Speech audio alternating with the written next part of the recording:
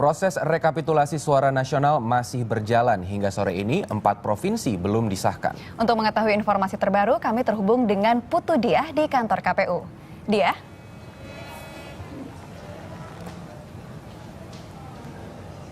Ya, Rahma dan Taufik, hingga sore hari ini di kantor pemilihan umum masih dilakukan pembahasan hasil rekapitulasi untuk Provinsi Bengkulu. Sementara sejak pukul 10 pagi tadi sudah ada 29 provinsi yang disahkan. Dan semakin dekatnya batas akhir rekapitulasi ini semakin menunjukkan partai politik mana yang nantinya akan mendominasi dan tentunya akan berpengaruh pada isu pencalonan presiden dan wakil presiden. Dan saat ini saya sudah bersama dengan salah satu komisioner KPU, Bapak Hadar Nafis Gumai.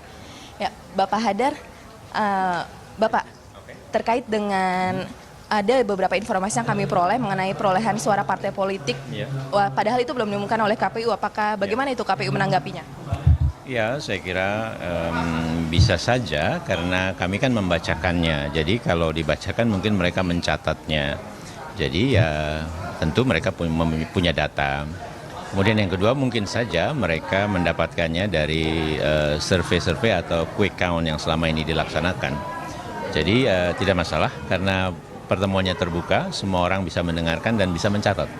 Lalu ini kan semakin dekat dengan batas akhir rekapitulasi, Pak. Yeah. Dan masih ada 4 provinsi yang belum dibahas. Apakah pihak komisioner siap menerima risikonya jika hingga hari ini belum selesai juga pembahasannya? Nah, tentu kami siap. Itu kan resiko dari kerja tugas kami ya. Tetapi menurut perhitungan kami ini akan selesai. Ini kan tinggal 4 lagi. 1 sudah berlangsung, jadi masih 3 lagi. Dan mereka, provinsi yang 3 ini juga provinsi yang sebetulnya sudah mempresentasikan sebelumnya. Jadi ini hanya melaporkan tindak lanjut dari rekomendasi yang diberikan kepada mereka. Jadi sebetulnya masalahnya tidak banyak lagi dan perkiraan kami akan segera selesai malam ini. Terima kasih Pak Hadar. Ya, walaupun pihak KPU belum merilis hasil rekapitulasinya, namun memang ada beberapa partai politik yang terlihat mendominasi di banyak provinsi, yaitu antara lain Partai Demokrasi Indonesia Perjuangan, Partai Golkar, Partai Demokrat, Partai Gerindra, serta Partai Kebangkitan Bangsa.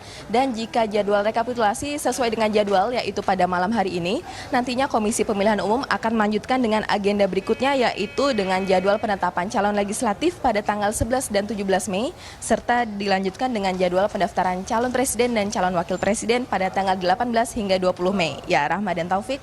Baik, Putu Diah melaporkan langsung dari kantor KPU Jakarta.